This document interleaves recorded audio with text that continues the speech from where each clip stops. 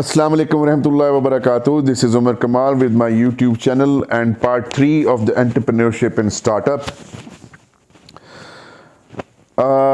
जिस तरह मैंने प्रीवियस वीडियो में बताया था कि मैं छोटा सा एक इंट्रो दूंगा the challenges I faced in my business and I am facing. एक जो सबसे इम्पोर्टेंट चैलेंज था वो जब मैंने जॉब को क्विट किया और अपनी कंसल्टेंसी को क्विट किया तो जो सबसे बड़ा चैलेंज था वो कॉस्ट ऑफ लिविंग था जो मुझे पूरी करनी थी और उसके लिए I had to do something and which the business I started. और अभी भी इस बिजनेस से मैं अपने 80% जो कॉस्ट ऑफ लिविंग है वो पूरी कर रहा हूँ, 20% नहीं कर पा रहा।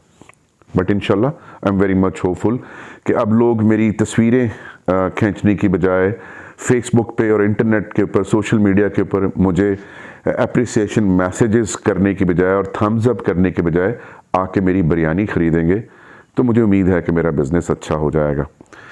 और बाकी सब आप सब के लिए मैं ये एडवाइस है मेरी कि जब आप किसी को अप्रिशिएट करना चाहते हैं तो थम्स अप, सेल्फीज़ और इंटरव्यूज से बिल पे नहीं होते unless you don't go and by the product that gentleman और इंडिविजुअल इज सेलिंग। सो मेरे पास अपने कॉस्ट ऑफ लिविंग को पूरा करने के बाद जो इन्वेस्टमेंट विच इज़ रिक्वायर्ड जिससे मैं अपने बिज़नेस को और आगे बढ़ा सकूं वो बचती नहीं है।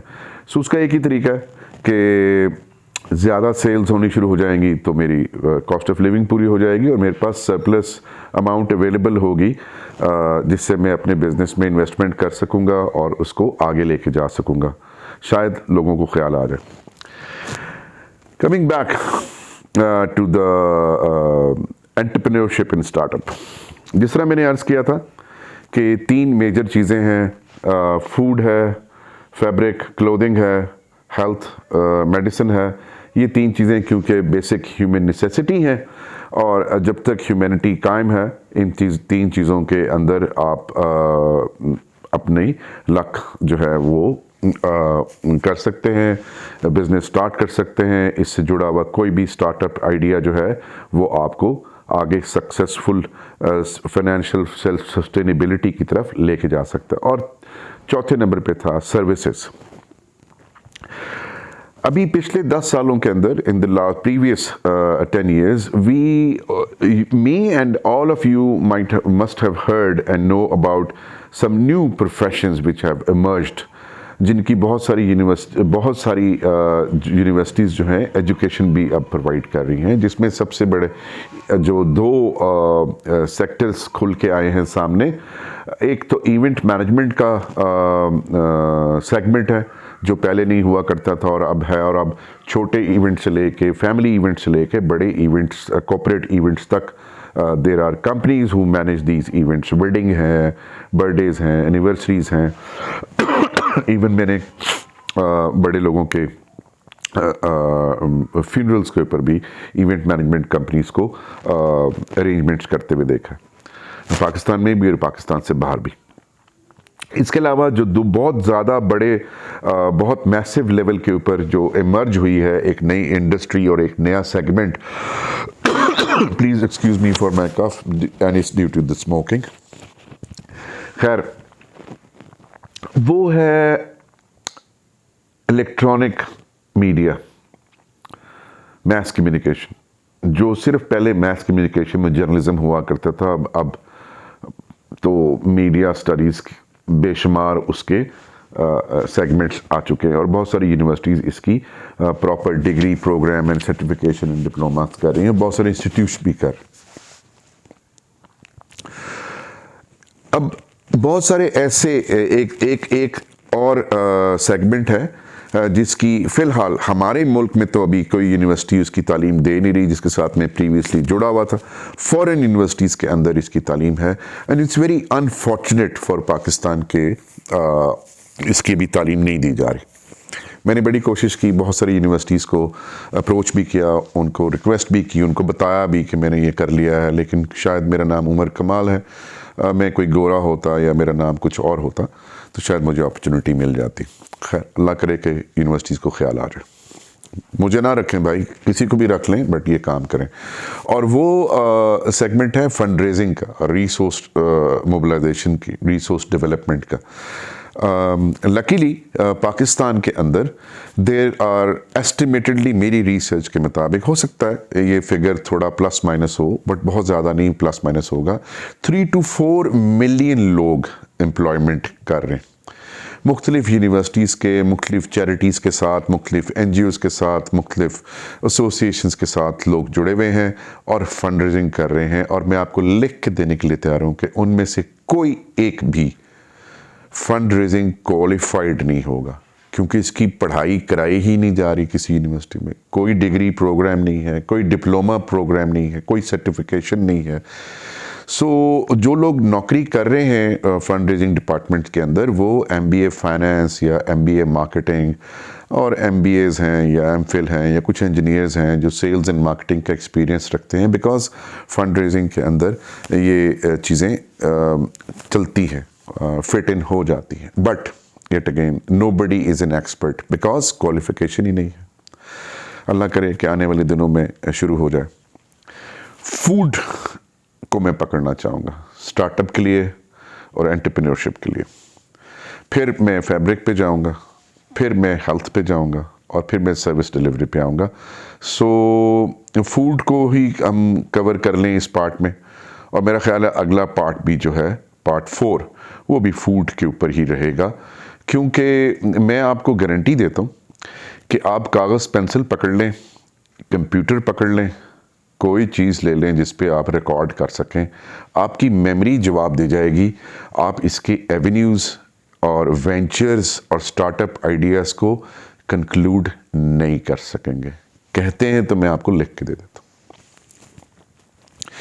फूड इज़ दी हेडिंग, और इस हेडिंग को सामने रखें और 2 मिनट के लिए आप फूड से रिलेटेड इंडस्ट्री को देखें कितनी है जो इस एक खाने के साथ जुड़ी हुई है। अब हम ह्यूमंस और दुनिया में बिलियंस हैं, और हमारी जो फूड रिक्वायरमेंट है, इट वेरीज। डिशेस जो हैं, फूड जो हम लोग खाते हैं, it varies from region to region, country to country, culture to culture. बेशुमार आपको दुनिया में ऐसे लोग मिलेंगे जो कि मीट नहीं खाते, बेशुमार लोग आपको ऐसे मिलेंगे जो कि वेजिटेरियंस हैं, और बेशुमार लोग आपको ऐसे मिलेंगे जो सब कुछ खाते हैं, और बेशुमार लोग आपको ऐसे भी मिलेंगे जो कुछ भी नहीं छोड़ते, सब कुछ खा लेते हैं। जिसमें हमारे साउथ ईस्ट एशिया के बहुत सारे ममालिक हैं जहाँ पे हर वो चीज़ जो कि रेंगती है, चलती फिरती है, सांस लेती है, खा लेते। अब fasten your seat belts. Livestock gives us milk, cream, meat, skin, waste, biogas, gas and electricity. आ कहाँ से रहा है? लाइफ से। फूड के अंदर आएंगे poultry, chicken, eggs, fisheries, river fish, pond fish, sea food, ये 3 तो इंडस्ट्रीज हैं। फिर एग्रीकल्चर में बेशुमार आइटम्स आ जाते हैं, vegetables and fruit and all that. और हर वेजिटेबल और हर फ्रूट की एक इंडिजिनस इंडस्ट्री है। लाइक हर लाइफ स्टॉक की एक डिफरेंट इंडिजिनस इंडस्ट्री है। इसी तरह पोल्ट्री की एक इंडिजिनस इंडस्ट्री है, और इसी तरह सी फूड और फिशरीज़ की एक इंडिजिनस इंडस्ट्री है। और इसके साथ जुड़े हुए thousands of other avenues and startups हैं जो कि सिर्फ एक किसी इंडस्ट्री के साथ जुड़े हुए होंगे, और सब किसके अंदर आ रहे हैं? अम्ब्रेला के अंदर आ रहे हैं, फूड के। छोड़ दें इसको, साइड पे रखते हैं। आपने खाना पकाना है अभी। खाने पकाने के लिए आपको चाहिए क्या? Energy, gas. वो नेचुरल रिसोर्सेज के अंदर भी आएंगे और समवट वो एज अ फ्यूल फूड के अंदर भी इस्तेमाल होंगे। उसके बाद आप खाना पकाते किस में? यूटेंसिल कोई चाहिए, कोई पैन चाहिए, कोई बकेट चाहिए, कोई कुछ चाहिए। कटलरी की एक बहुत बड़ी इंडस्ट्री है। प्लेटें, डोंगे, मग्गे, चम्मच, कांटे, छुरियां, you name it. All the accessories which help you cook food and eat food comes under the umbrella of food. और हर एक इंडिजिनस इंडस्ट्री है।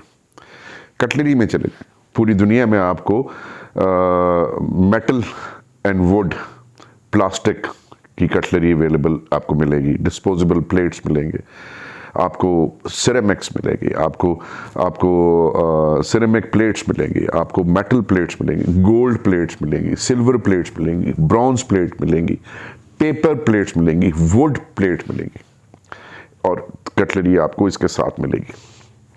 फिर आपकी जो कुकिंग यूटेंसिल्स हैं, आप देखिए कि फूड के लिए बेसिकली इस्तेमाल हो रहे हैं और आपको पूरी दुनिया के अंदर मुख्तलिफ ब्रांड्स, मुख्तलिफ कंपनीज सिर्फ वो मिलेंगी जो कि इस इंडस्ट्री को सपोर्ट करने के लिए खड़ी हुई। इसके अलावा किचन एसेसरीज़ हैं, किचन एसेसरीज़ में जिसमें ओवन्स हैं और कुकिंग रेंजेस हैं, यू नेम इट, बीटर्स हैं और पता नहीं फ्राई पैन्स हैं, तो इलेक्ट्रिक और गैस के मुख्तलिफ ओवन्स हैं, फ्रायर्स हैं, आपके टोस्टर्स हैं, यू नेम इट। और ये सारी इंडस्ट्री, इंडिजिनस इंडस्ट्री जुड़ी किसके साथ है, किस अम्ब्रेला के अंदर आती है? फूड के अम्ब्रेला के अंदर आती है। अब सवाल ये पैदा होता है अगेन कि मैंने आपको प्रीवियस वीडियो के अंदर बताया था कि you need to focus on your aptitude, you need to focus on your interest and then you need to do a research कि आप अपने स्टार्टअप के लिए और बिकमिंग एन एंटरप्रेन्योर किस सेगमेंट, किस फील्ड का इंतखाब करते हैं। अगर आप फूड के अंदर रहना चाहते हैं तो आप फूड की क्या सपोर्ट इंडस्ट्री में जाना चाह रहे हैं, या आप डायरेक्ट कुक्ड फूड के अंदर जाना चाह रहे हैं, या आप फ्रोजन फूड में जाना चाह रहे हैं, या आप फूड सप्लाई के अंदर जाना चाह रहे हैं। सो ये आपको देखना पड़ेगा कि आपके पास रिसोर्सेज क्या हैं, आपके पास स्किल सेट क्या है। अगर आप फॉर इंस्टेंस आप कुक्ड फूड में जाना चाह रहे हैं तो आपको सबसे पहले एक ज़रूरत किस चीज़ की है कि जिस कुक्ड फूड में आप जाना चाह रहे हैं उसकी क्या, कैन यू कुक? तो सिंपल सा एक है कि आपको खाना पकाना आता है, और अगर आपको खाना पकाना नहीं आता तो आप किसी इंस्टीट्यूट में जाएंगे, किसी शेफ से सीखेंगे, कहीं से सीखेंगे। ट्रेनिंग का कंपोनेंट इसमें ऐड हो जाएगा, रहेगा किसमें? फूड के अम्ब्रेला के अंदर। पूरी दुनिया के अंदर शेफ कोर्सेज और कॉलेजेस एंड स्कूल्स और इवन यूनिवर्सिटीज़ के अंदर भी कुकिंग और उससे रिलेटेड चीज़ें सिखाई जा रही हैं, शेफ़ बन रहे हैं। पाकिस्तान में भी एक इंस्टीट्यूट है, मुझे उसका नाम याद नहीं आ रहा, और पूरी दुनिया में 5 स्टार होटल्स के अंदर बेकिंग और कुकिंग क्लासेस हो रही होती हैं। हमारे 2-3 कुकिंग चैनल्स बन चुके हैं जो कि सारा दिन आपको मुख्तलिफ़ चीज़ें पकाना सिखा रहे होते हैं। आपके ये बेशुमार यूट्यूब चैनल्स हैं, बेशुमार शेफ़्स हैं जिन्होंने अपने यूट्यूब चैनल बनाए हैं और वो उसके ऊपर आपको मुख्तलिफ़ डिशेस पकाना सिखा रहे होते हैं। सो आप उसमें जा सकते हैं, और उसमें नहीं जाना चाहते तो फिर आप फूड डिलीवरी के उसके अंदर जा सकते हैं, उसकी सपोर्ट में जा सकते हैं। So there are 1 million ideas. और since I wish to keep my vlogs limited to 15 minutes, so the time is up for part 3। हम पार्ट 4 को यहीं से कंटिन्यू करेंगे और पूरे फूड के अम्ब्रेला के नीचे अच्छी तरह से छान पटक करेंगे और आपको बताएंगे कि आप किस किस एवेन्यू, कौन कौन सा स्टार्टअप आपके लिए इंतज़ार कर रहा है कि आप अपने एप्टीट्यूड के मुताबिक, अपनी रिसर्च के मुताबिक और अपने अवेलेबल फंड्स एंड रिसोर्सेज के मुताबिक क्या कुछ स्टार्ट कर सकते हैं। अपनी दुआओं में मुझे याद रखिएगा। Tell your friends to subscribe my channel to get free information. जज़ाकल्लाह खैर। अस्सलाम वालेकुम वरहमतुल्लाहि वबरकातुहू।